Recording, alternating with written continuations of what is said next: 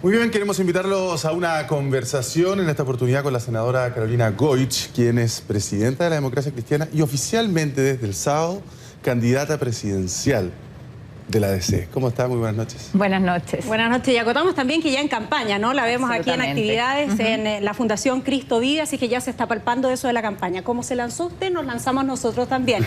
Adelante. ¿Por qué Carolina Goich es mejor candidata que Alejandro Guillén? Yo puedo decir porque yo soy buena candidata, a mí me gusta plantearlo así.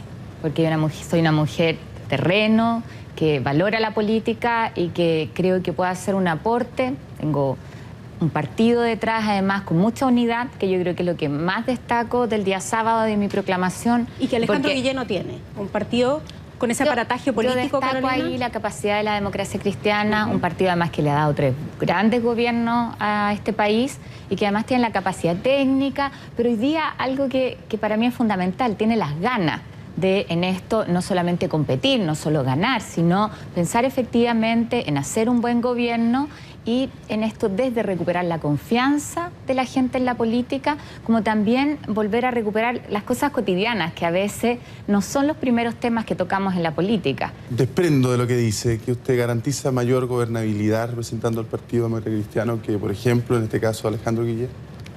Yo insisto, a Alejandro probablemente le pueden preguntar ustedes. En esto nosotros como partido vamos en serio no solo para desempeñarnos, para tener un candidato, sino también para ganar.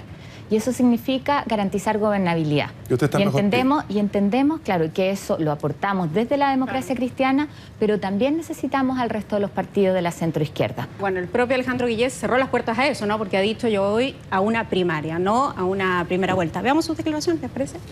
Si no hay primarias, ¿usted no va a primera vuelta? No, yo no tendría sentido. ¿A qué voy a ir? Ir a postular solo. Y después la gobernabilidad, ¿quién la asegura? Si no tienes equipo, si la coalición, los partidos son necesarios. Claro, y acotó además, no estoy para aventuras personales, algo que muchos asociaron a usted, que lo suyo sería una aventura personal. ¿Cómo lo tomó? Yo no entiendo mucho esa declaración cuando dice no estoy para aventuras personales. La suya no es una aventura personal. En absoluto, en absoluto. Y si hay un requisito que yo puse en el partido para ser candidata, es que esto fuera una candidatura de toda la Democracia Cristiana.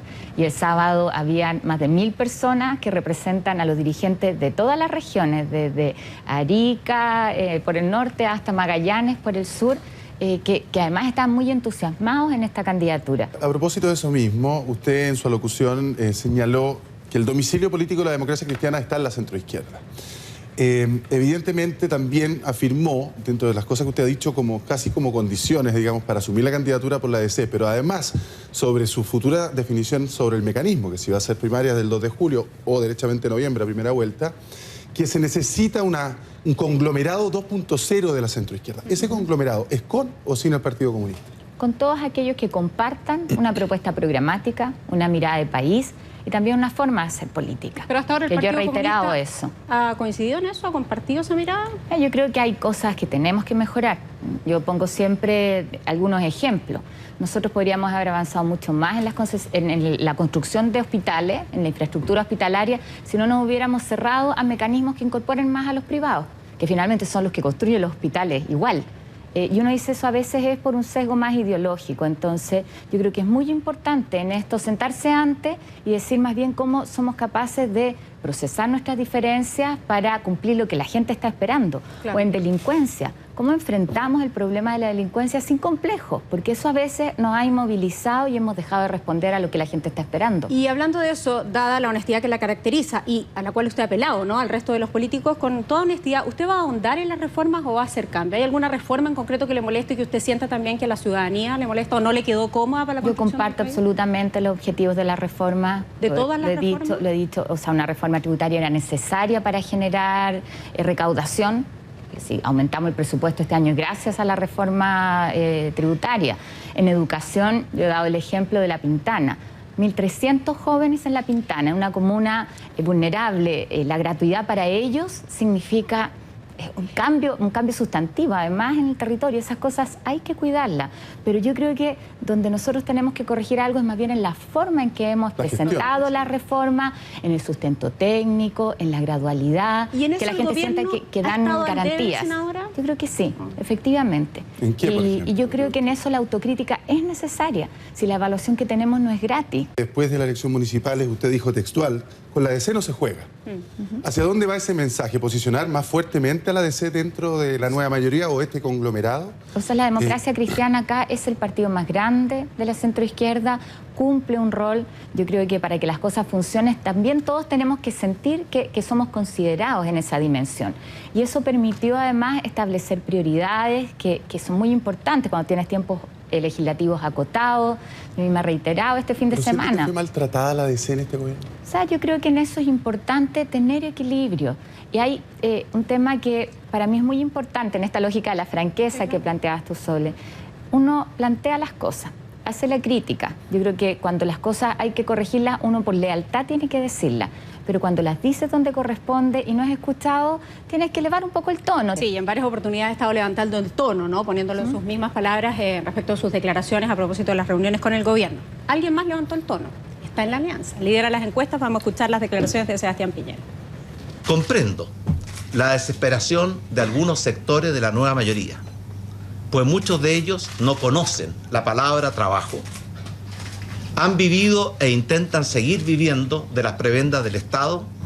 Bueno, fue bastante criticado, ¿no? El expresidente a propósito de estas declaraciones que realizó, como ustedes lo ven, en una conferencia de prensa donde hace alusión, ¿no?, a todas aquellas personas que han trabajado en el gobierno, en el Estado y que parecen no conocer el término del trabajo. La mayoría de los chilenos son gente honesta, trabajadora, los que se suben a la micro temprano en la mañana. Y el problema... Pero se refería a la problema del gobierno. Pero es que yo quiero hacer una diferencia ahí, ¿no? Los funcionarios del Estado, además... ¿A quiénes componen el gobierno? Yo he sido funcionaria pública y si hay algo que valoro es la función pública y nosotros no podemos denigrarla, es fundamental. O sea, yo siento que ahí hay una alusión a todos los chilenos que se sacan la mugre, que con el sudor de la frente todos los días ganan un sueldo, que el problema es que no es un sueldo justo. Entonces yo pondría la diferencia entre el que se gana la vida trabajando y no recibe un salario justo contra quienes más bien ganan a costa de la especulación financiera, que es recursos bastante más fáciles. ¿Hay alguna fecha, un plazo fatal? Hoy día tenían que juntarse los equipos técnicos para este acuerdo programático con los demás partidos de la nueva mayoría. Ustedes pidieron una semana más de plazo para poder juntarse. ¿Hay un plazo fatal que tenga para decir si va a ir a primera vuelta o a la primaria? Hay un plazo importante, que es a mediados de abril, cuando se cumple el plazo de refichaje y reinscripción de los partidos. Nosotros hemos dicho que es importante tener certeza de qué pasa con ese proceso que ha sido más difícil de lo que esperábamos. Y esto es en el ánimo de buscar la fórmula en que todos participen. Nos dijimos hoy día, nosotros podemos definir un mecanismo, pero necesitamos saber cuál va a ser la realidad de cada uno de los partidos. O sea, si fracasa el refichaje, usted va a ir a primera vuelta. Busquemos una fórmula entre todos. Yo creo que en eso he sido bastante clara en decir que yo soy partidaria de la unidad de la centroizquierda, lo hemos dicho también muy claro como democracia cristiana, pongamos el acento además en los temas de fondo, que yo creo que son más importantes. Ahora, Edmundo Pérez Lloma tiene razón en la entrevista que concede este fin de semana al Mercurio, en tanto de que usted puede ser efectivamente presidente de Chile, pero que le conviene una primera vuelta, porque tiene más tiempo para que la gente la conozca. ¿Es cierto? Y porque históricamente también para la DC han sido muy duras y difíciles, por no decir poco exitosas las primarias, al interior de la concertación. Tenemos distintas realidades. Lo que yo vi el sábado de la democracia cristiana, que es un espíritu muy unitario detrás de la candidatura, creo que es un muy buen punto de partida, a diferencia de lo que sucedió en otras candidaturas. ¿Tiene ventaja con una primera vuelta? Creo que es fundamental que el mecanismo al que lleguemos sea acordado.